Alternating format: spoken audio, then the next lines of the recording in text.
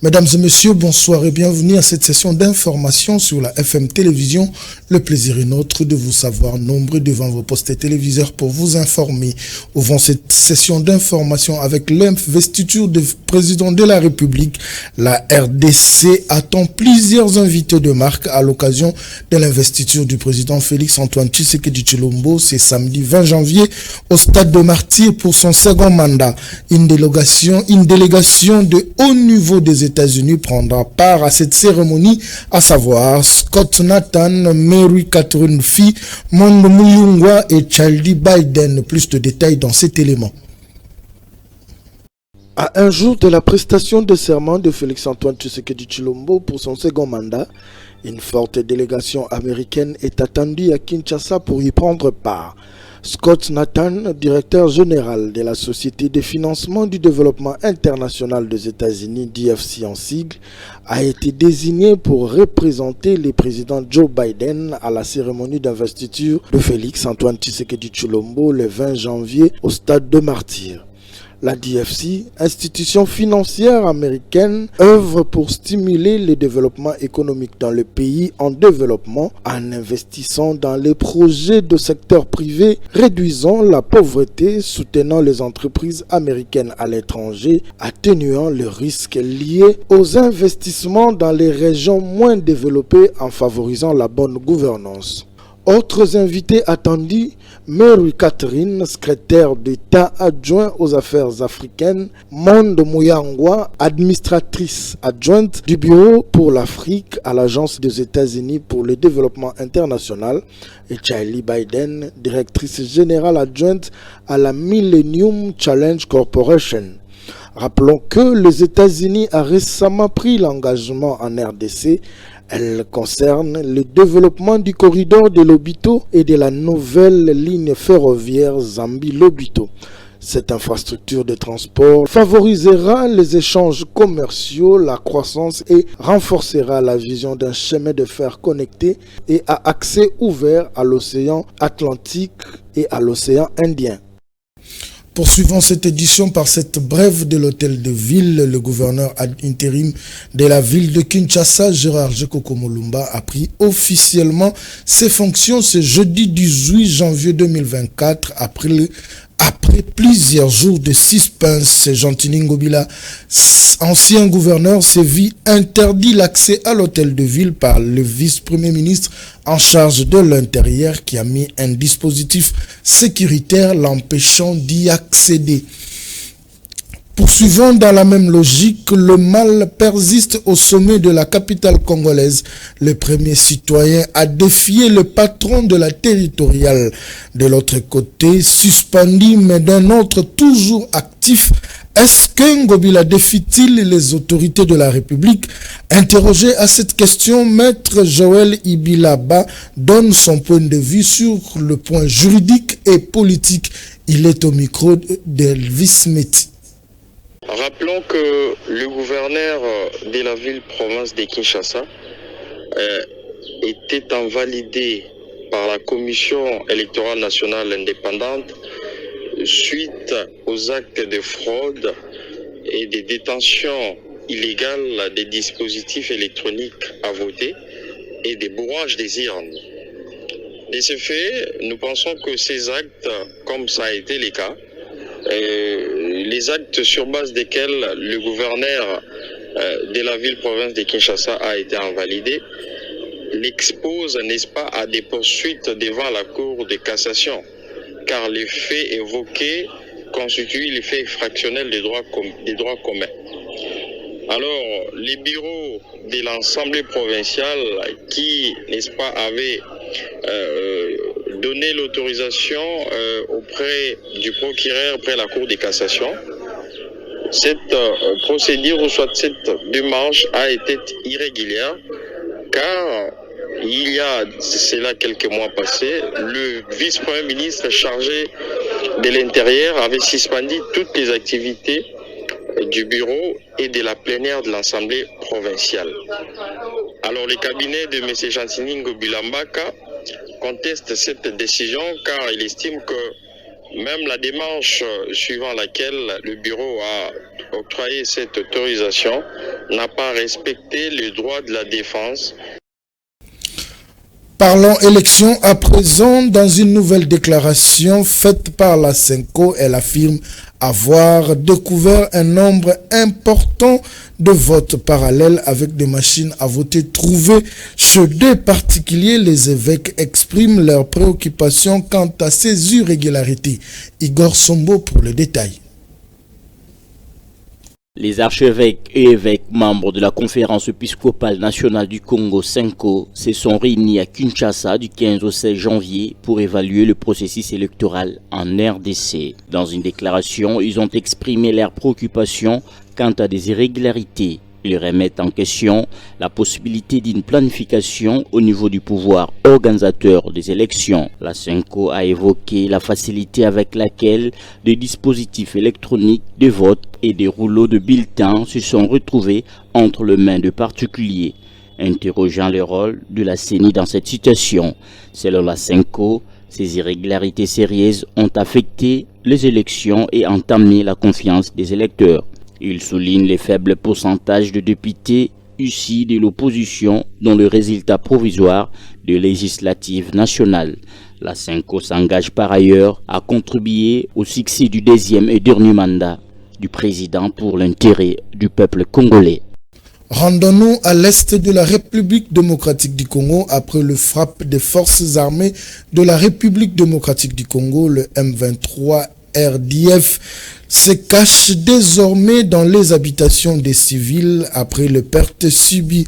C'est depuis le matin de ce mercredi qu'ils ont occupé le centre de Kirumba, selon un commandant de jeunes patriotes Wazalendo. Plus de détails dans cet élément d'Elvis Smith.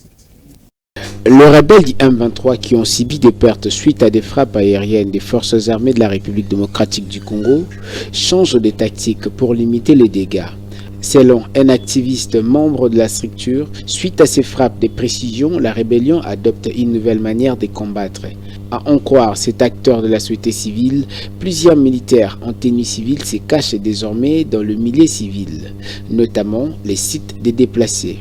Joint au téléphone par Acti30.cd, un commandant des jeunes patriotes Wazalendo confirme cette nouvelle. Il affirme par ailleurs qu'avec l'aide de l'armée congolaise, ils vont bouter dehors ses ennemis de la RDC.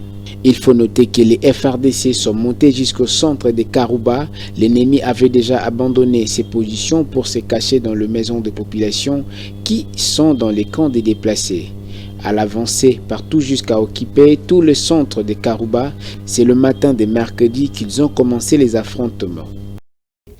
Éducation, dans ce journal, le gouvernement congolais prévoit des dépenses substantielles à l'ordre de 4,861,003,000 francs congolais, équivalent à plus de 1,8 milliard de dollars en faveur du secteur de l'enseignement primaire, secondaire et technique dans la loi de finances pour l'exercice 2024. Plus de détails dans cet élément. Ces dépenses projetées représentent un ratio de 13,33% des dépenses totales du budget général du gouvernement congolais, reflètent l'engagement envers le renforcement du système éducatif. Dans le cadre de cette initiative, une enveloppe de 697,4 milliards de francs congolais sera décaissée pour assurer le bon fonctionnement du ministère de l'Éducation. Selon les détails de la loi des finances, des allocations spécifiques seront destinées à différentes composantes du secteur éducatif. Pour la direction d'études, planification et statistiques de projection de l'ordre de 2,2 milliards de francs congolais seront alloués, tandis que 411,6 milliards de francs congolais serviront au fonctionnement des services de contrôle et de la paie des agents. Cette année, on observe une légère augmentation par rapport à l'année précédente où le gouvernement avait alloué des crédits budgétaires à l'ordre de 4,169 milliards de francs congolais au sous-secteur de l'enseignement primaire, secondaire et technique. Ces investissements soulignent l'importance accordée à l'éducation dans les priorités budgétaires du gouvernement congolais pour l'année 2024.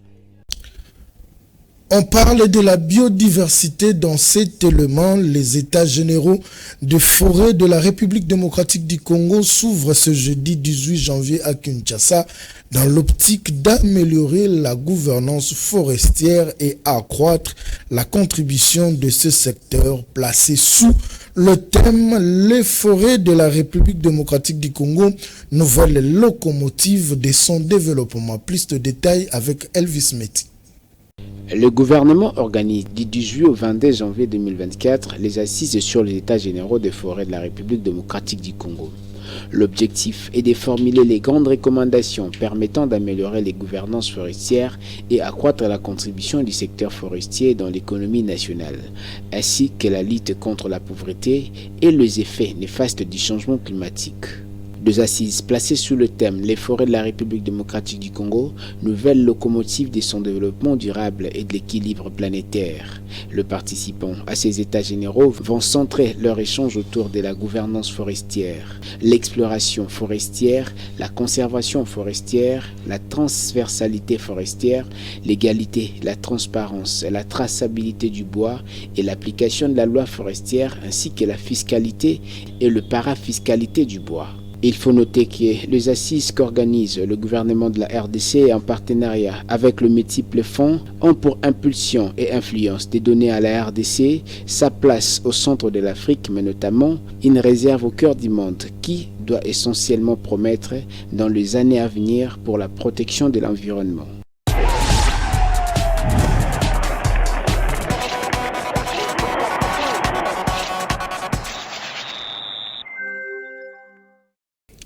La République démocratique du Congo a été accrochée par la Zambie sur le score d'un but partout en match comptable pour la première journée de la Coupe d'Afrique des Nations malgré sa large domination. Un résultat décevant pour les hommes de Sébastien Desabre qui joueront le Maroc le dimanche prochain. Retour sur l'essentiel de ce match avec Lionel Ngolo. Le camp de la RDC, c'est la déception totale. Le score final, un but partout. Pas de faute de même des défenseurs zambiens. À la suite, plusieurs tentatives pour les hommes de Sébastien Desabre, Bakambu, Gaël Kakuta, Théo Bongonda sans réussite. Un résultat que nombre de Congolais regrettent. Rappelons dans l'autre match du groupe, le Maroc s'est débarrassé tranquillement de la Tanzanie sur le score de 3-0 et occupe déjà la tête du groupe avant de jouer la RDC le dimanche prochain. Et puis ce match nul de la République démocratique du Congo est perçu comme un apprentissage pour le joueur congolais qui pense capitaliser le point positif avant leur prochain match. Sébastien Desabre, sélectionneur national, évoque ici le manque de réalisme de son équipe.